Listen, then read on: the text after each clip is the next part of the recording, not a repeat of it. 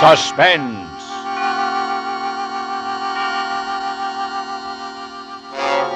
Radio's outstanding theater of thrills brings you an hour, a full 60 minutes of suspense. Tonight, Crossfire. Our stars, Robert Young, Robert Mitchum, Robert Ryan, and Sam Levine, with George Cooper and William Phipps, all playing their original roles from the current RKO radio picture in an adaptation for suspense, produced and directed by Anton M. Leader. Crossfire. Robert Young stars as Captain Finlay, Robert Mitchum is Keeley, Robert Ryan is Monty, Sam Levine is Samuels, and Marlo Dwyer is Ginny. With these performances and with Crossfire, we again hope to keep you in suspense.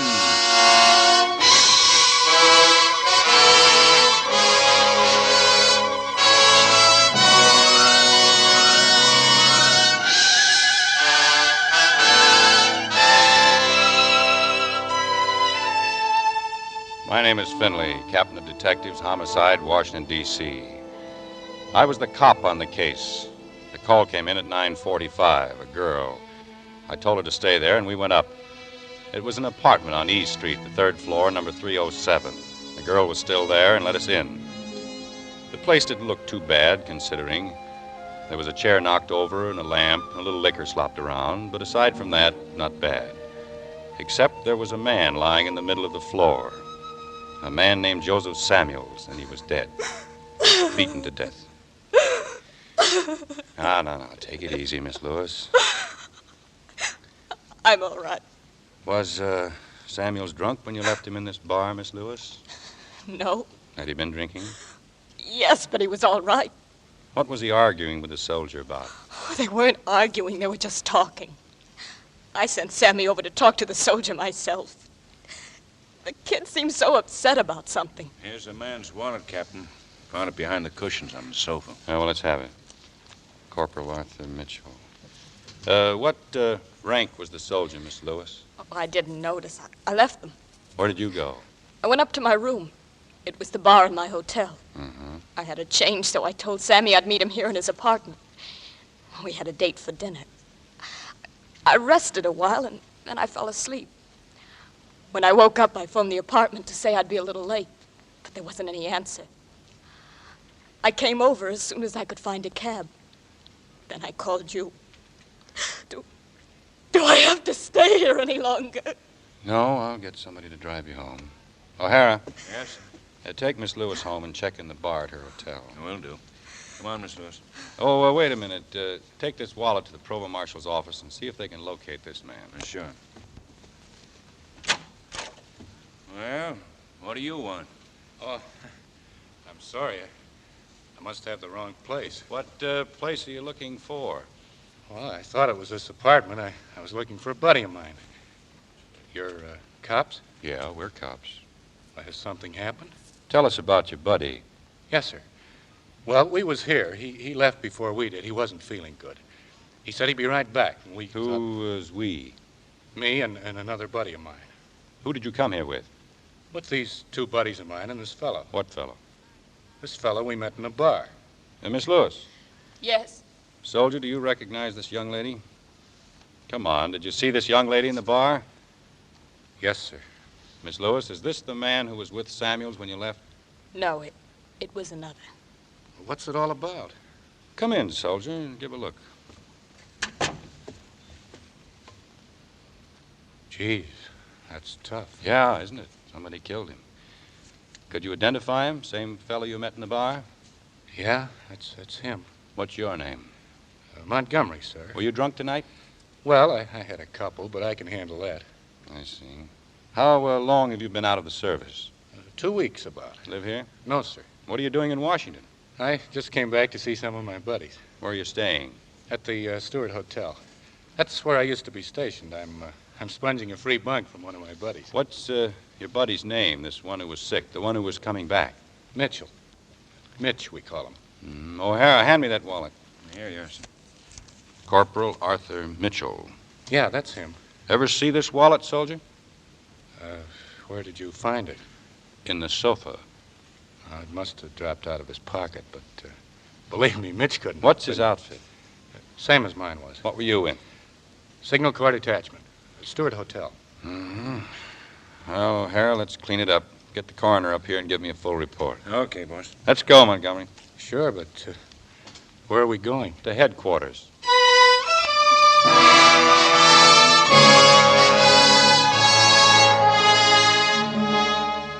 See what I mean? Routine, just routine. I put a man on to finding this Mitchell, the one who belonged to the wallet, and I talked some more to Montgomery. Nothing. The cooperative type, but nothing. Pretty soon my man came back. He couldn't find Mitchell, but he had his roommate, a guy named Keeley, the uncooperative type. Here he is, Captain. Oh, thanks. You, Keeley, Sergeant Keeley? Yeah, I'm Keeley. I'm sorry to break up your Saturday night game, Sergeant. You want to see me about something, Captain? Yes, I want to see you about Mitchell. What about Mitchell? About Mitchell killing a guy. Killing a guy? You know Mitchell, don't you? Yeah, but who's he supposed to have killed? Sit down, Sergeant. We'll Thanks. talk about it. When did you see Mitchell last? This afternoon, 2 o'clock. Where was he going? Crawling. Where? Nowhere. Soldiers don't have anywhere to go unless you tell them where to go. When they're off duty, they go crawling. Or they go crazy. What did you do before you got in the Army? What's that got to do with it? It might help me understand your answers. I worked on newspapers. Oh. What sort of a job are you doing now? Ink job. Purple ink. Instead of the Purple Heart, we get purple ink. Mitchell, too? He's an artist. He used to do cows eating grass. He's branched out now. He does signs. Keep this washroom clean. If you think he killed anybody, you're crazy. Why? He's not the type. Everybody's the type. He couldn't kill anybody. Could you? I have. Where? Where you get medals for it. I see. This Mitchell boy couldn't do that either? No. Tell me about this afternoon when Mitchell left. There isn't anything to tell. He left. What did you talk to Mrs. Mitchell about? Why, I just... Yeah, here it is. Here, what is? According to the hotel charge slip, you called Chicago at 2:30 and talked to Mrs. Mitchell. His mother? His wife. It was personal. It wouldn't interest you. What did you call Mrs. Mitchell about?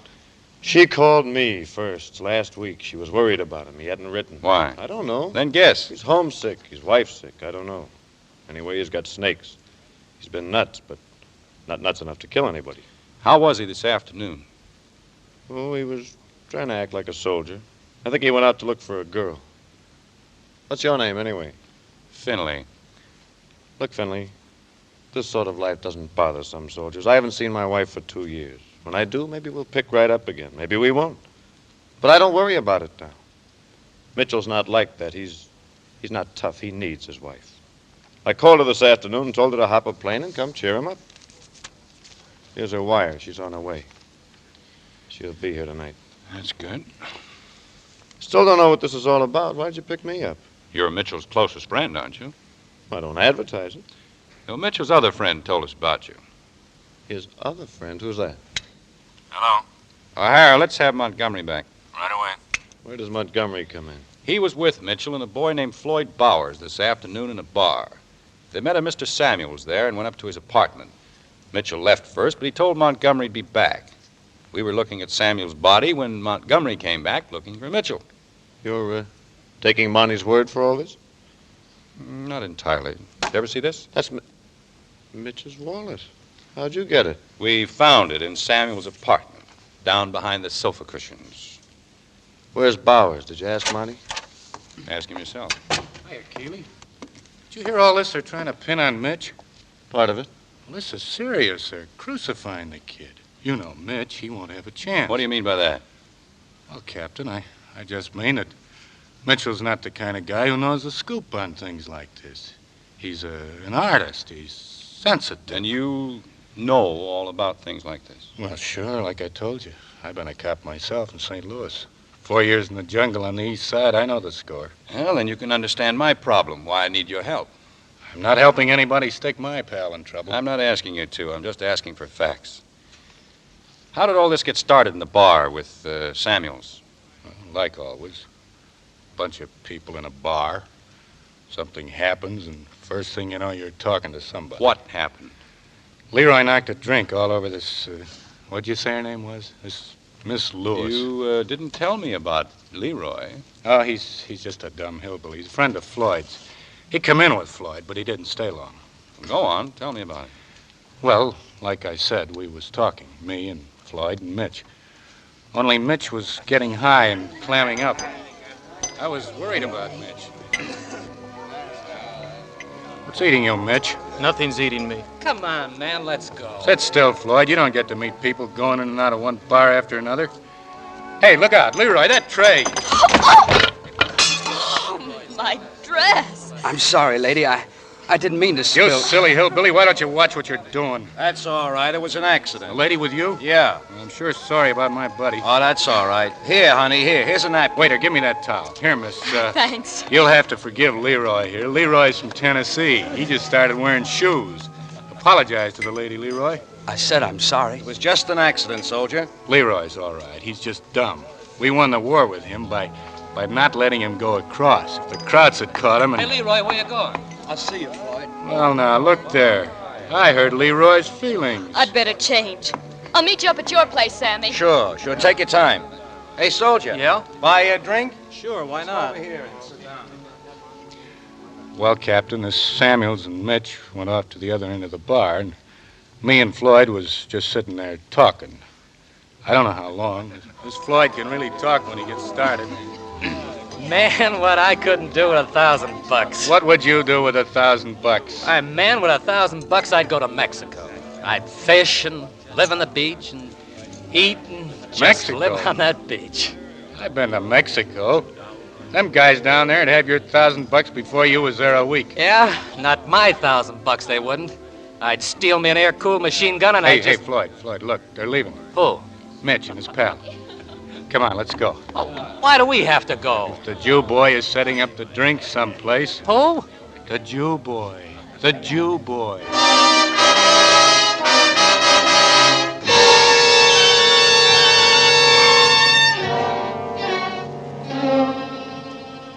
Well, Captain, we followed them to Sammy's place and just walked in. We all had a couple of drinks. Next thing I knew, Mitch was getting a little green, and pretty soon he left. Floyd was getting kind of stinko, too. So after a while, I got him out of there and started walking him back to the Stewart Hotel. But then I got worried about Mitch. So I put Floyd in a cab and went back to look some more for Mitch. And that's when I met you, Captain. And you came up to Samuel's apartment even though you saw the police cars outside? Well, how'd I know they had anything to do with Samuels? You're just a bunch of hick cops down there anyway. You'll never pin anything on Mitch. Not in 100 years. I'm sorry. I'm just worried sick about Mitch. Did you have any sort of an argument with Samuels? Well, what was there to argue about? Liquor was good. Everything was okay. Had you ever seen him before? No, I told you. I just met him in the bar. I never seen him before. You're sure? Sure, I'm sure. Of course, I've seen a lot of guys like him. Meaning what? Oh, you know. Guys that played it safe during the war. Scrounged around, keeping themselves in civvies. They got swell apartments, swell dames. You know the kind. No, I'm not sure that I do. Just what kind? You know. Some of them are named Samuels. Some of them got funnier names. You'll be at the Stewart? Sure, I got nowhere else to go. I'm just sponging a bunk from one of the boys. You coming, Keeley? There are one or two more questions I want to ask Sergeant Keeley. Well, so long, Captain. If there's anything else, just call on me. You should look at a casualty list sometime. There are a lot of funny names there, too. I said Monty's illiterate. I said he ought to read more. I was just philosophizing. I'm not interested in philosophy. I'm trying to solve a murder. Pardon me. Mitchell was in a strange mood tonight. You admit that. Uh-huh. He left Samuel's apartment intending to come back. We arrive and find Samuel's beaten to death. We find Mitchell's wallet on the sofa. I say Mitchell did come back. Some sort of an argument developed. I say nuts. Why? Or don't you think Mitchell would kill Samuels that way? I don't think Mitchell would kill anybody anyway. You still don't know where he is. No, I don't. I didn't know when I came in here, and I haven't suddenly gotten any brighter. You don't believe he did it yourself. He could have. He was there. So were Monty and Floyd. But they left. Mitchell said he was coming back. According to Monty. According to Monty. Monty's a liar. What makes you believe his story? It just happens to be the only story I've got. Then why did you let him go? Did I? You don't really think he'll lead you to Floyd Bowers, do you? I don't know. Is that all for me? Yeah, I guess so for now. Okay. You know where to find me.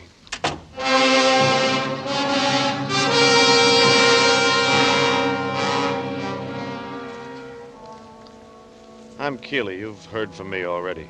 I was Mitch's friend. And, brother, when I walked out of that smart cop's office, I knew if I didn't find him before the fuzz nabbed him, he was a dead pigeon. When I got back to the hotel, the lobby was so full of cops and MPs they were dancing with each other. So I rounded up a couple of my scouts, told them Mitch was up to his ears in trouble, and I stationed them around the lobby to keep an eye out for him. I also told them to keep on the lookout for Floyd Bowers. He might know something. Then I waited at the counter of the coffee shop where I could see the street from the window. Sure enough, about half an hour, I saw Mitch cutting across the street for the hotel entrance. I managed to get outside and put the snatch on him before the cops knew what I was up to, and 10 minutes later, we were sitting in the balcony of an all-night movie house with nobody around but a few drunks and bums. And I gave him the pitch. Keeley, I couldn't have killed But that's him. not the point. You've got to have a story for the cops. They've got Monty's, and it sounds pretty, but not for you. Now, I want you to tell me everything you did tonight. How drunk were you? I don't know. Pretty drunk, I guess. How long were you with this girl? Well, I think... Oh, you ought to know. Was it 1 hour, 2 hours, 3 hours? I can't remember. My head hurts. I can't remember anything very well. So it hurts. You've got to remember. You ran into Monty and Leroy and Floyd, didn't you? Yes. And you went in a bar with them. That's right. Okay, now take it from the bar. Take it slow and remember everything you can. Well, we were there quite a while, I guess. I got restless and I wanted to shout. I was sick of Monty and I was sick of Floyd. I wanted to be somewhere else. So I drifted off to the other end of the bar, and this fellow Samuels came over and he sat next to me and began to talk. First, I didn't pay much attention.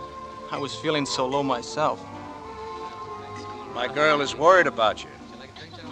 She says you're not drinking, but you're getting drunk anyway. Anybody who can do that has got a problem. So what? It's a funny thing, isn't it, how it gets worse at night? I think maybe it's suddenly not having a lot of enemies to hate anymore. The war is over. And now we don't know what we're supposed to do. We don't know what's supposed to happen. We're too used to fighting. But we don't know just what to fight. Know what I mean? I guess so. You can feel the tension in the air right here in this bar. A lot of fight and hate that doesn't know where to go. A guy like you may start hating himself. One of these days, maybe we'll all stop hating and start liking things again, huh? What sort of an artist are you? I did a mural once for the WPA. Oh, a lot of fine artists came from there. I saw one that was about that. He seemed like a nice fellow, this Samuels. A real nice fellow. I think he must have been on a newspaper or something. We talked a while, then we decided to go up to his place. He was going to meet his girl there. Monty and Floyd must have followed us because after we got to the apartment, they walked in. I guess I must have been getting pretty tight because I don't remember exactly what we talked about up there or how long it was before Monty and Floyd came.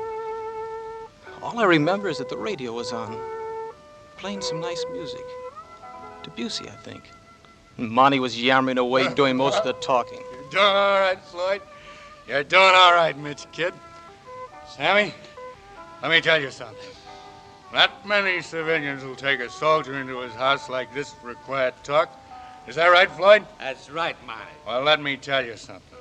A guy's afraid to take a soldier into his house, he stinks. He ought to have the screws put to him. Am I right or am I right? Sergeant, don't you think I asked you a question, Sammy. What was that? You know what was that. Am I right or am I right? You're right, Sergeant. You can say that again. You're all right, Sammy boy. You're okay. Mitch, are you all right? I'm all right. I just need a little air. Can I get you anything? No, I'm all right. I'll be right back. I'm all right. He's all right. You heard him say he's all right. Let's have another round. I'm afraid there isn't time, Sergeant. What kind of a brush is this? What's the matter, Jew boy? Afraid we'll drink up all your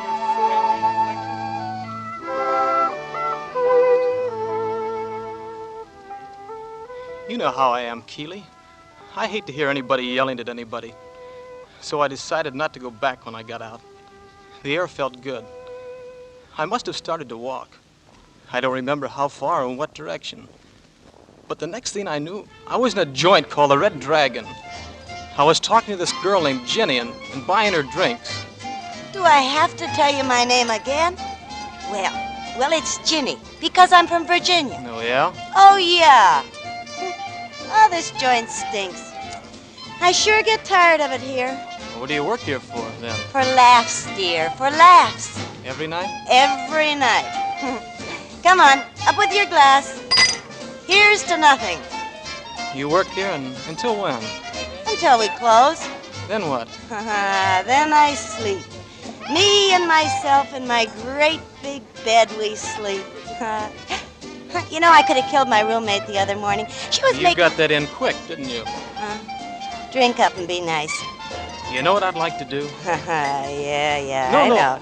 I'd like to take you dancing. Well, that's what that music's for. I work here. I mean, really take you dancing.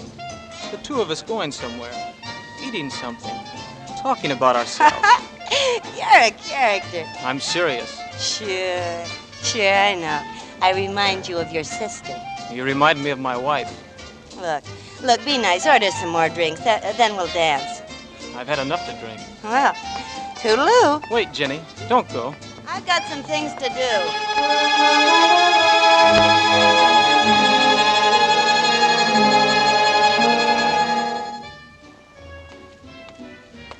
I was looking all over for you, Jenny. What did you leave for? Well, you didn't want to drink. All you wanted to do was yap. I don't make money on that. You're not getting so rich out here in the terrace all by yourself. Well, it's nicer out here on the terrace all by myself. What's wrong with me anyway? You're corny. Well, what did I say? We were just talking. Is that what that was? You know what I'd like to do? I'd like to take you dancing. You remind me of my wife. What's the idea of saying a thing like that? Well, I'm sorry. I didn't mean to insult you. You know something? I haven't really been dancing for almost 2 years. Why not? Because I haven't. Why? Because I've been working for a living. What do you do when you're not working for a living? I live. How much would you charge to dance with me here? A lot. Gee, you're a smooth dancer, Jenny. You're not so bad yourself. It's nice out here. Yeah, you know, this used to be a spaghetti restaurant with tables out here. They don't use the terrace anymore. Say, how would you like me to make you some spaghetti? You mean here? Oh, no, silly. Look, I live at the Regal Apartments on Southern Street. You could wait for me. Well, I won't be there for a couple of hours, but well, you could sleep or something. Here's the key. Jenny, will you let me kiss you? Oh, you're nice. Look, I'll try to get away early, but if you don't want to wait for me, you can just lock the door and put the key in the mailbox. I'll wait.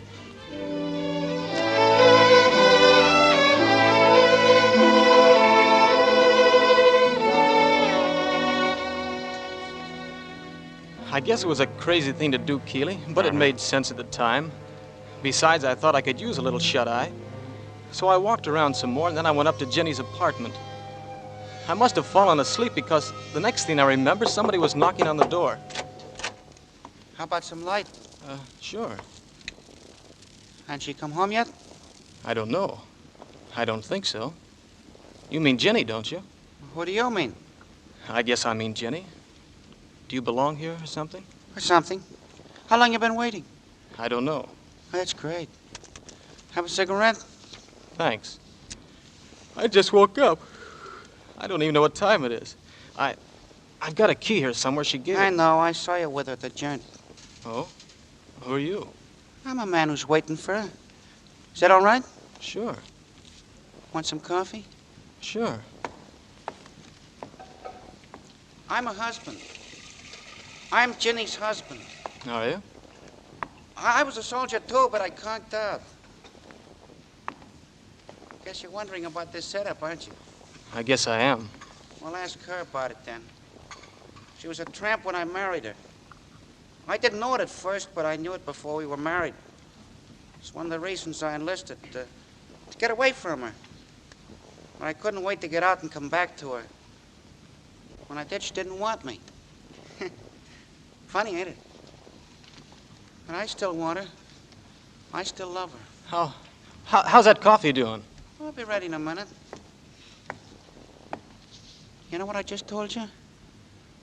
Well, it's a lie. I see. I'm not her husband. I met her the same as you did, the jerk. I can't keep away from her. I want to marry her. She won't have me. I see. You believe that? Well, that's a lie, too. I don't love her. I don't want to marry her. She makes good money there. Got any money on you?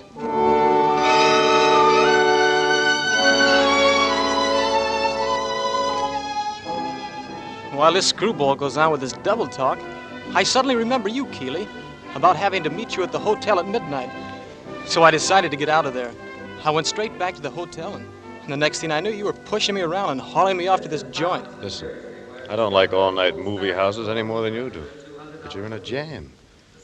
Now, how long was it from the time you left Samuels till the time you met this Ginny? I don't know. That's a help. How long were you in her apartment altogether? Well, I think... You ought to be kept in a cage. Keeley, what's happened? Is everything suddenly crazy? I don't mean this. I mean everything. Or is it just me?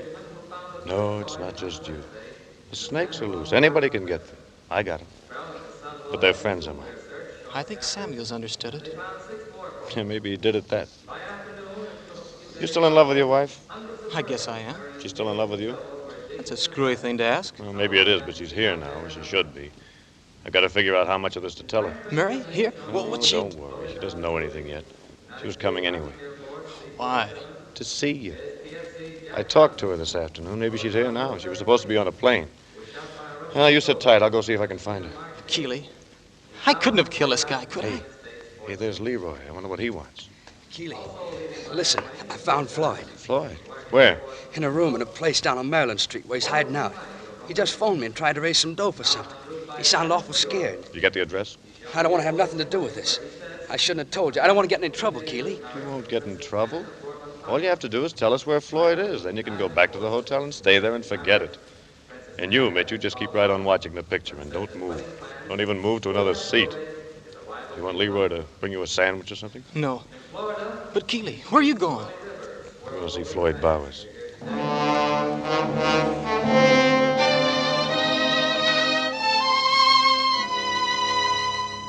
I didn't have any trouble finding Floyd. He was just where Leroy said he was. Crummy little room on the second floor. And he was scared to death.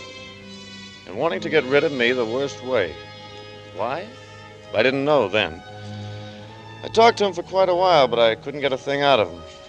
Well, I didn't have all night to waste either, so after 15 or 20 minutes, I got up to leave. Well, thanks for dropping around, Keeley. It's okay. You sure you haven't got anything on your mind? No, not a thing, Keeley. Oh, I'll be seeing you. Sure, sure. So long, Keeley. Night, Floyd. I went on out and down the stairs. I couldn't figure it out. Of course I couldn't. Because what I didn't know was that all the time I'd been in that room, Monty had been there, too.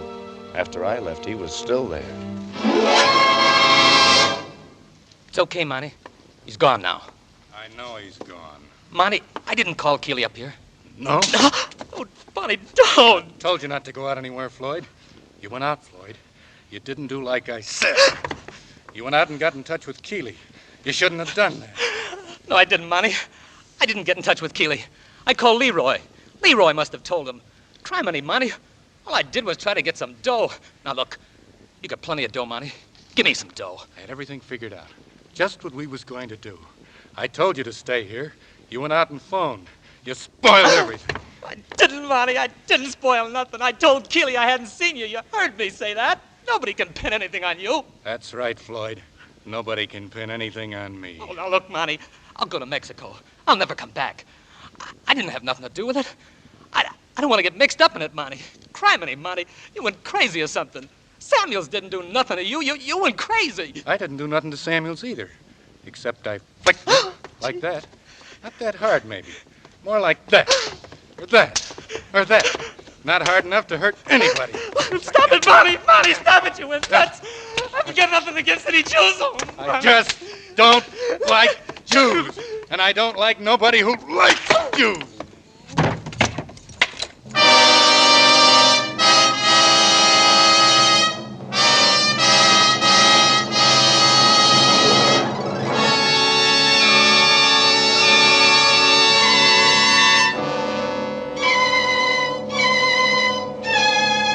In tonight's full hour of suspense, our stars are Robert Young as Captain Findlay, Robert Mitchum, Robert Ryan, and Sam Levine in Crossfire. Tonight's study in suspense.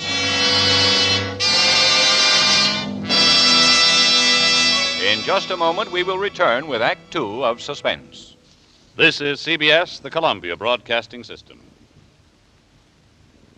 And now, back to our Hollywood soundstage and Act Two of Crossfire, starring Robert Young, Robert Mitchum, Robert Ryan, and Sam Levine, with George Cooper, William Phipps, and Marlowe Dwyer, in a narrative well calculated to keep you in suspense.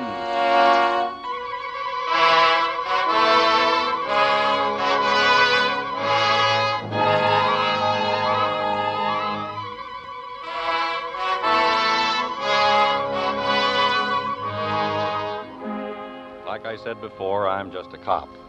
And by this time, I was a tired cop, dog-tired.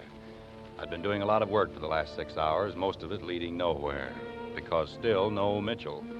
But by this time, I had Mrs. Mitchell right in my office. And figuring maybe she might be anxious to see her husband, too, I asked O'Hara to locate that helpful character, Keeley. Okay. And bring him in. Right. Why, here's Sergeant Keeley, Captain. Come on in, Sergeant. Captain Finley was just sending me out to find you. I've been waiting to see him.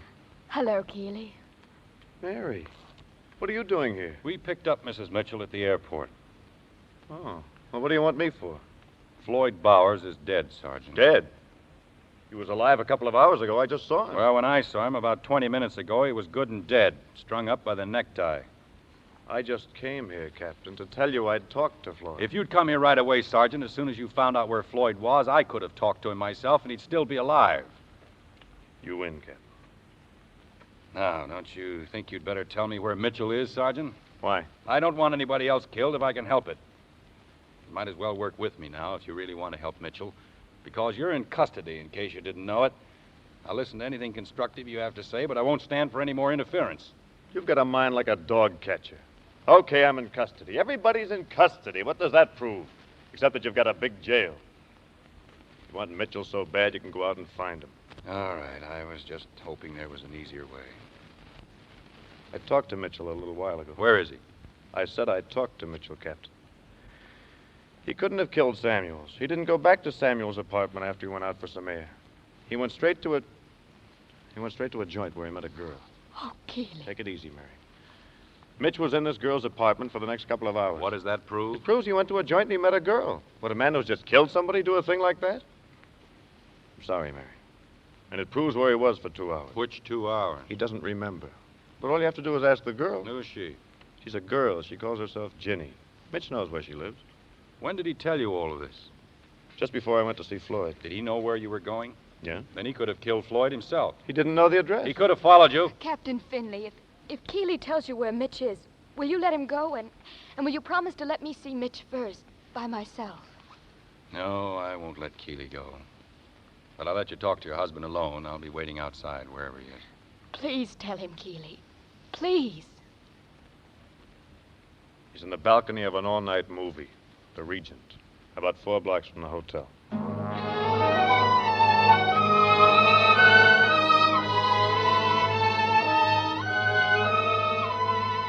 I took Mrs. Mitchell to the Regent Theater and waited downstairs by the popcorn machine while she had her private talk with her husband.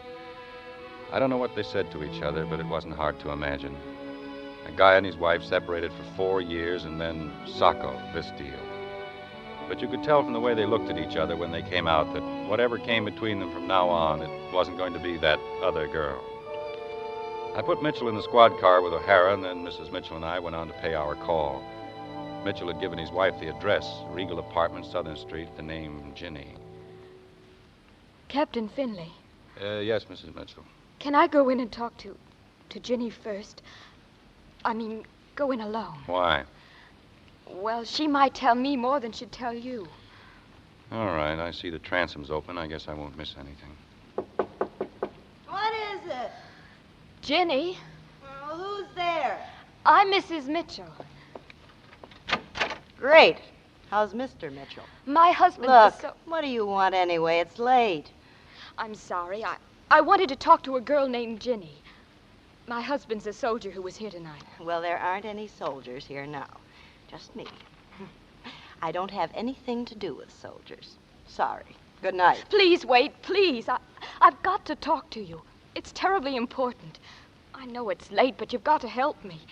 Can't I come in for just a minute? Please. Oh, all right. My husband's in trouble. Look, I don't know anything about your husband. Honest, why don't you go home? Maybe he's waiting for you. He's in jail.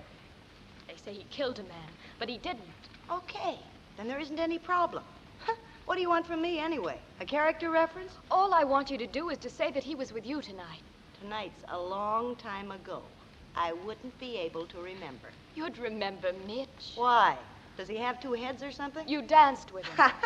You danced with him out in back of where you work, in a sort of a terrace garden. You gave him your key and you told him your address. He told you that he was up here with me tonight? Yes, he... Well, he lied to you. If he was here, I didn't know about it. And I don't know where you got my name and address. I can't tell you anything else. You better go now. Hello, Ginny. Who are you? What do you want? I want to talk to you. What's your name? Are you a cop or something? What's your name? I don't like cops. Nobody likes cops. What's your name? Virginia Tremaine. Why? Where are you from? From here? Before you were from here. Pennsylvania. Wilkes-Barre. So what? What do you do? I work. Where? The Red Dragon. Well, what's wrong about working there? Does that make me a criminal or something? Does that give you the right to bust into my house and start asking a lot of questions? Is that where you met Mitchell at the Red Dragon? That's where I meet a lot of people. I never heard of this Mitchell. You live here alone? Sure. Is there something wrong in that? Ginny, the police won't hurt you. He promised me. All we want you to do is to tell the truth. Sit down, Virginia. Now, about Mrs. Mitchell's husband. He's in pretty deep, Virginia. Looks like he killed a man, maybe two. Mrs. Mitchell doesn't think he did, of course, but that's only natural. Ginny, don't you see? I know he was here. He told me. But that doesn't matter anymore. Never mind me. You've got to think of him. Oh, brother. Listen to that. Never mind me. You've got to think of him. Oh, now, isn't that sweet? Isn't that just too sweet? He wasn't here with me, see? He could have been, but he wasn't. He could have come up. I could have cooked him something, and we could have talked. And what would have been wrong with that? What's the matter with me being with her precious husband? Does he break or something? Where was she? Okay. Where were you when he needed you? Maybe you were someplace having beautiful thoughts. Well, I wasn't. I was in a stinking gin mill where all he had to do to see me was walk in, sit down at a table, and buy me a drink. And that's all I know about it. I didn't ask him if he killed anybody. Virginia, listen. You're not involved in this murder, so nothing's going to happen to you. That's the first point. Got it? You bet I got it. Okay, now, what time? What time was Mitchell with you at the Red Dragon? I don't know. We found the body of this man, this Samuels, about 10. He'd only been dead about a half hour. So if Mitchell was with you from, say, 9 to 10, he's all right. Tell me the truth. No. Oh, no. I gave him my key. I don't know, maybe 8:30. I liked him. I felt sorry for him. I was sick of the stinking joint. I was going to ditch early, only I couldn't. I didn't get home until 1, well, maybe 2. He wasn't here. He had been here, and he'd gone. He left the key. But I don't know what time. Ginny, is that the truth? I said it's the truth. What do you want me to do? Light up like a Christmas tree? We're wasting our time, Mrs. Mitchell. This isn't going to help your husband. Let's go.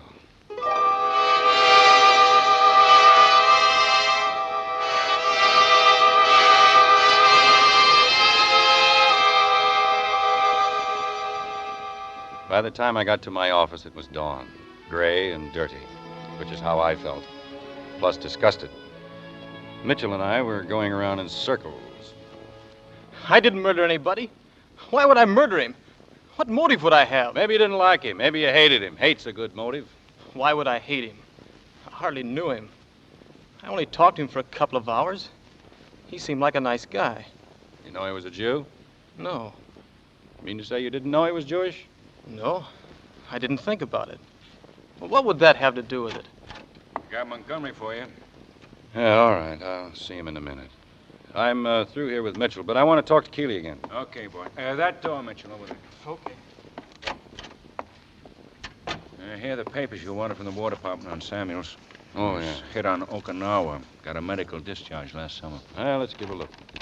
Samuels Joseph, ASN 392-32880, Army of the United States. Joseph Samuels was discharged 28 August 1945 upon recommendation of a medical board because of disability from wounds received at Okinawa. So that's our stinking civilian. All right, O'Hara, let's have money. Okay. Come on in, Monty. Okay. You want to see me, Captain? I figured it must be important. I want to help all I can. Yeah, sit down, Sergeant. Yes, sir. Sergeant, how did you know Samuels hadn't been in the Army? Huh? When I talked to you early this evening, you were sure that Samuels had never been in uniform. How did you know that? Well, like I said, you could tell. You could see. Those kind of guys got ways of keeping themselves from getting dirty. Why do you ask that, Captain? I was just curious. You know who killed him yet? Yes, I think I do. Was that all, Captain? Didn't you want to ask me something else? No, that's all. I can go now? Yes. Okay, then, Captain. Oh, Montgomery. Yes, sir. You haven't seen anything of this friend of yours, that, Floyd Bowers, have you? No, sir, I haven't. I can't figure Well, out let me know when you do, will you? Yes, sir. So long, sir. O'Hara, send Keeley in.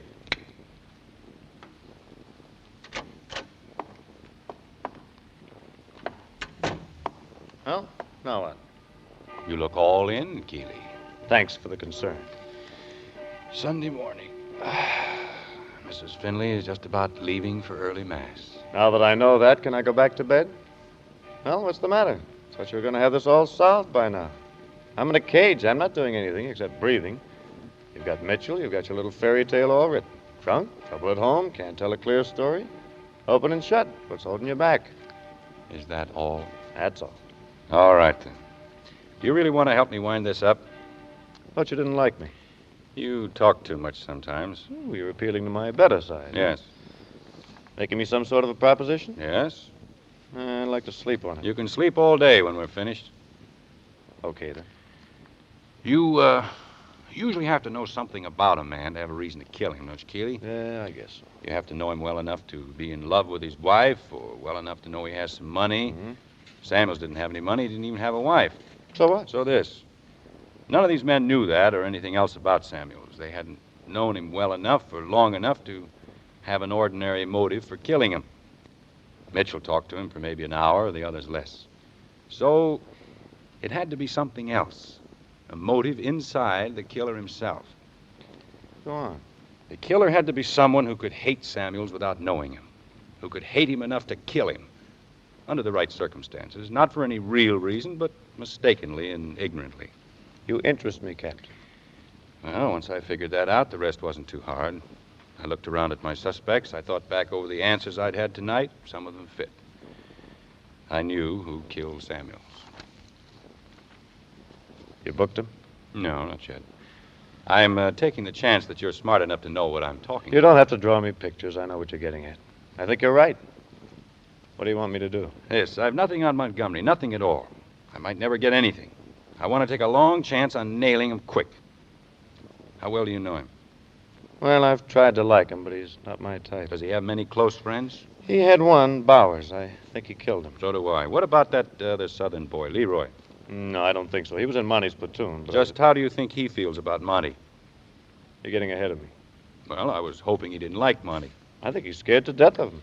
Is he really as dumb as Monty says? Well, he's pretty young. He doesn't always know which end is up. Monty doesn't think he's smart enough to lie. What if Leroy told Monty a fantastic story? Would Monty believe him? Yeah, he might. I'll risk it. Hal? Yes, sir? Keeley's on his way out. I don't want to see anything in the papers about Floyd Bowers' killing. Not a word. As far as we know, he's still alive. We've never heard of him. Will do, Chief. Keeley, I want you to get Leroy out of the Stewart Hotel without being seen and bring him here. Can you do it? If I have to sandbag him.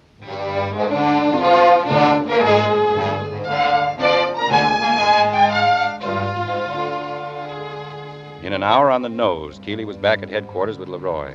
But it wasn't going to be easy. Leroy was suspicious, and he was scared. It isn't that I don't want to help, Captain. It's... Well, I've never been around with Monty and Floyd much. Monty never wanted me around. He says I'm stupid. I guess I am. Sir, how do you know he really killed him like you say? We don't. That's what we want you to help us prove. Keeley, I told you I didn't want to get in any You're trouble. not going to get in any trouble, and stop worrying about Monty. Captain Finley won't let anything happen to you.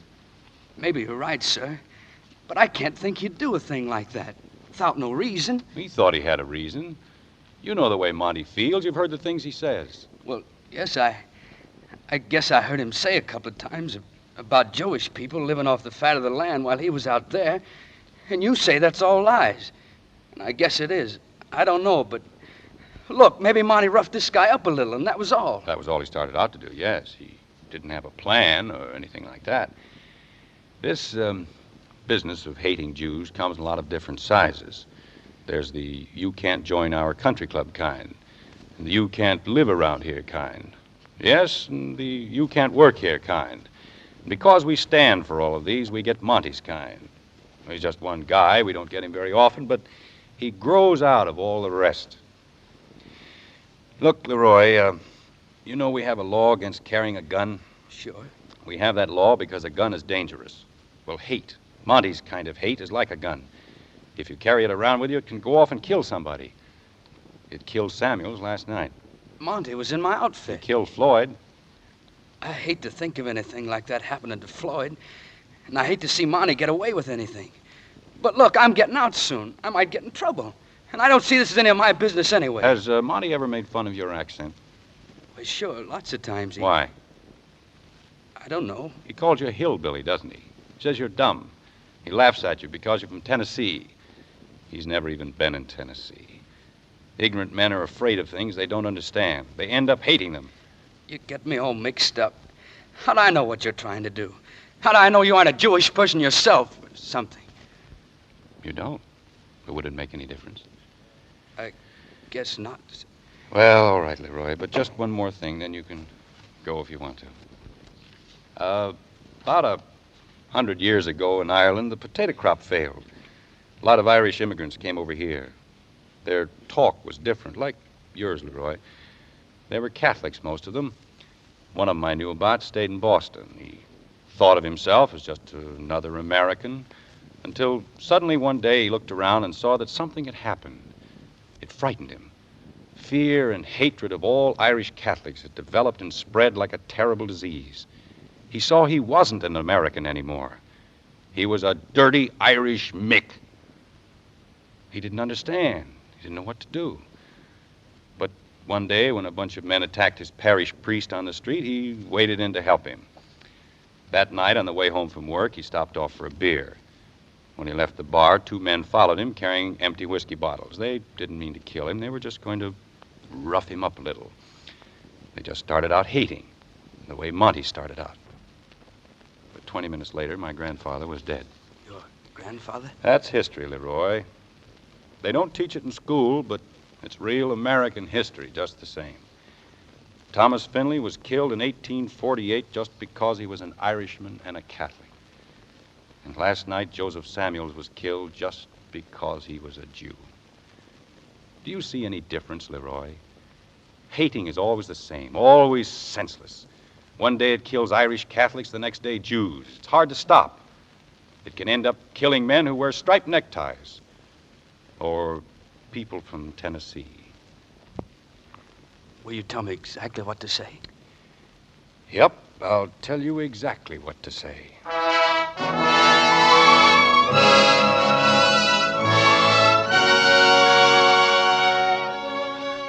If it would work at all, I knew it would be just the same as if I'd been listening in on them. I already knew what Leroy was going to say, and I thought I'd sized up Montgomery well enough by this time to figure him out, too. Leroy cornered him in the hotel washroom while he was shaving. Hiya, Monty. Hiya.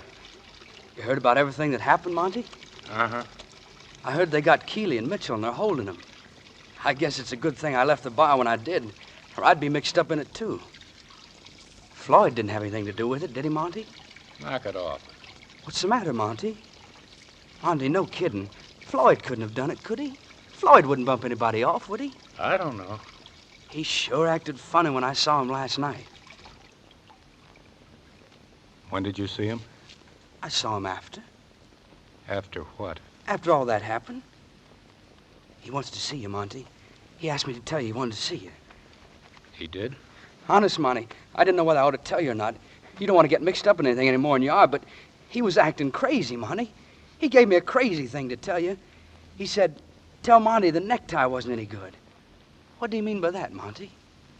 What was this you saw, Floyd, Leroy? How did you happen to see him?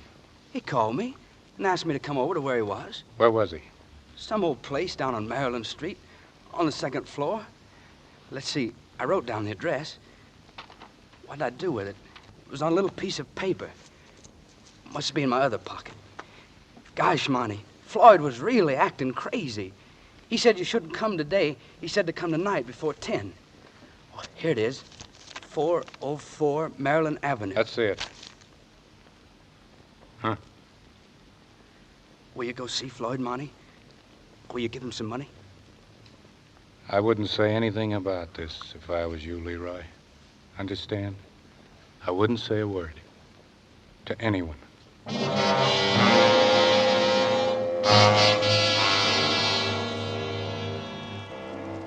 It was a long shot, but what else could I do?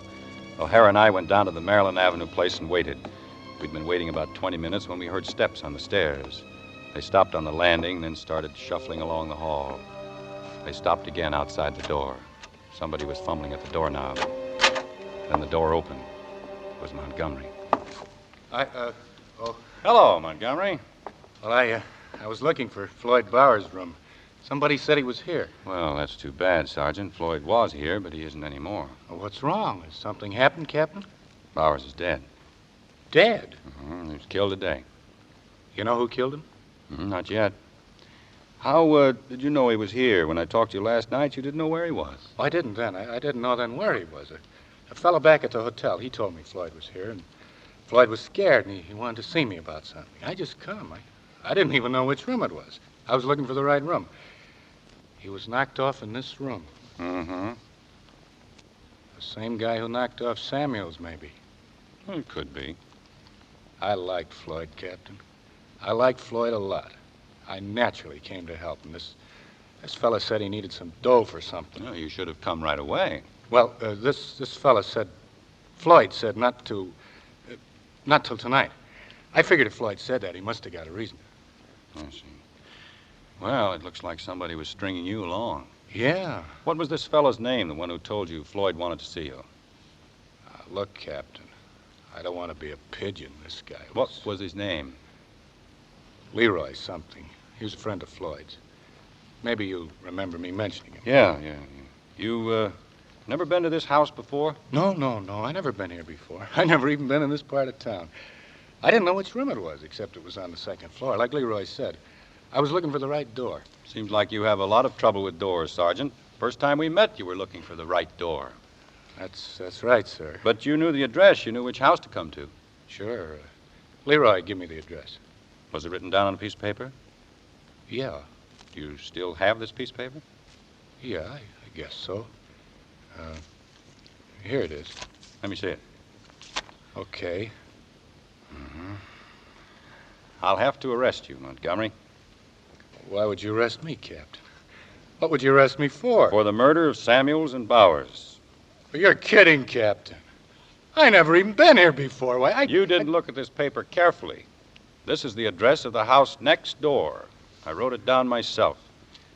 You made a mistake, Sergeant. You came to the right house anyway. Gee, Captain, you got this all wrong. Just let me explain. You see? Look out, Chief. The next thing I knew, I was on the floor and O'Hara on top of me. Montgomery hit him so hard he bowled me over like a 10-pin. Then O'Hara was up, going down the stairs after him, and I was over at the window in time to see him come out onto the street. I tried to get the window up, but it wouldn't budge. I smashed the glass with the butt of my gun, then I took aim. Montgomery! Stop! Montgomery!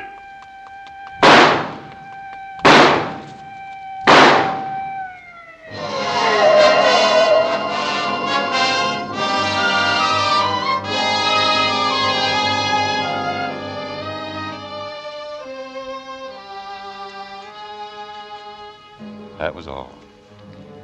By the time I got down to the street, Montgomery was dead. A crowd was gathering, and Keeley was standing there looking down at what lay in the street and sort of shaking his head. Break it up now. Break it up. Step back, everybody. I'm afraid he was a bad boy. Bad? Maybe. Ignorant. Fed with it. Fed to the teeth with it from the day he was born. Yeah. All right, O'Hara, clean it up. Okay, Captain. How's Mitch? With his wife. Want to see him? Oh, I guess not. Gonna drop you anywhere? No, thanks. Well, good night, Captain. Good night, Sergeant. And, good luck.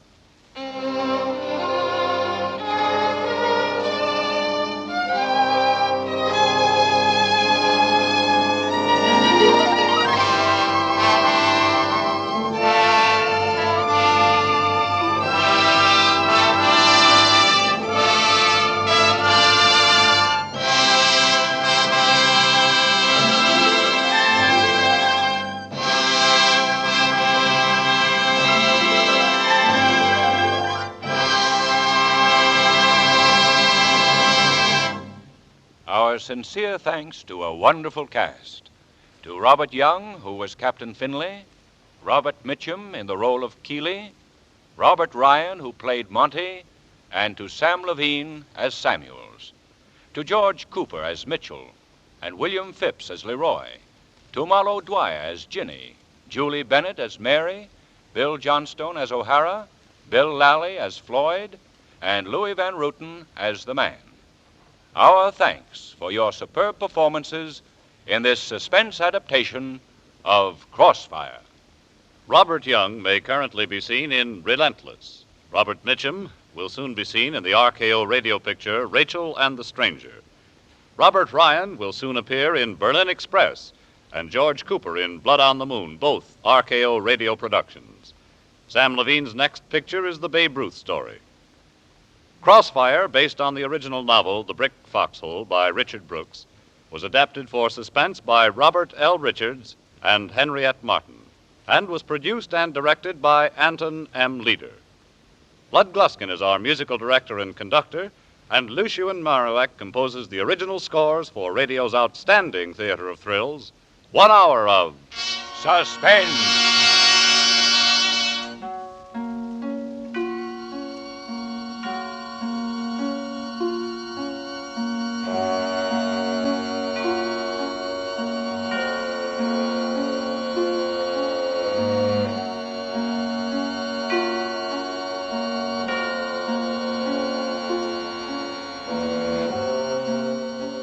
This is CBS, the Columbia Broadcasting System.